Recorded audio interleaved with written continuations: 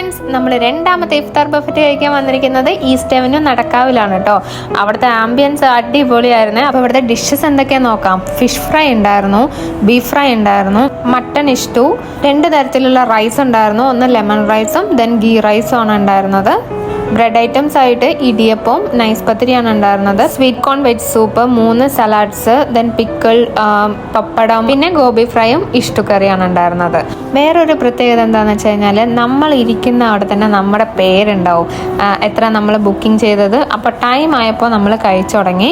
നല്ല തിരക്കുണ്ടായിരുന്നു കേട്ടോ. ബുക്കിംഗ് ചെയ്താൽ മാത്രമേ നമുക്ക് സീറ്റ് അവൈലബിലിറ്റി കിട്ടുള്ളൂ. പതിവ് പോലെ തന്നെ കട്ട് ഫ്രൂട്ട്സ്, പിന്നെ 2 സ്നാക്സ് എല്ലാം ഉണ്ടായിരുന്നു. പക്ഷെ എൻ്റെ ഫേവറേറ്റ് ആണ് തരിക്കഞ്ഞി.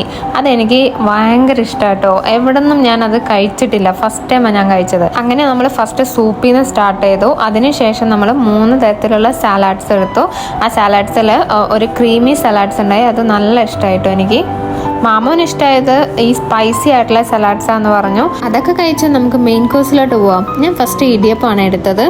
നമുക്കെല്ലാം ടേസ്റ്റ് ചെയ്യണം. അതിനുവേണ്ടി ഞാൻ കുറച്ച് നെയ്ച്ചോറ്, കുറച്ച് lemon rice, mutton stew, beef fry, fish fry, ഇത്രയും എടുത്തിട്ട് നമുക്ക് ടേസ്റ്റ് ചെയ്യണം. അപ്പം നമ്മുടെ കൂടെ ഒരാളും കൂടെ ഉണ്ട്, രഞ്ജി ചേട്ടൻ. ബീഫ് ഫ്രൈ രഞ്ജി ചേട്ടൻ ഇഷ്ടമായേ.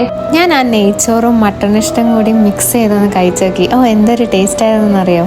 മാമൻ പൊതുവേ ഒരു ഇഷ്ടത്തിൻ്റെ ആളായതുകൊണ്ട് മാമനും ഇഷ്ടമായേ. ഇതിൽ ബീഫ് ഫ്രൈയും ഫിഷ് ഫ്രൈയും കുറച്ച് സ്പൈസി ആയിരുന്നു, എന്നാലും റൈസിനോടൊപ്പം കൂട്ടി കഴിക്കാൻ നല്ല ടേസ്റ്റാണ്. ഐസ്ക്രീം ഇല്ലാത്ത ഇഫ്താർ ഉണ്ടോ? അങ്ങനെ ഐസ്ക്രീമും കൂടിയും കഴിച്ചിട്ടാണ് നമ്മൾ അവിടെ നിന്ന് ഇറങ്ങിയത്.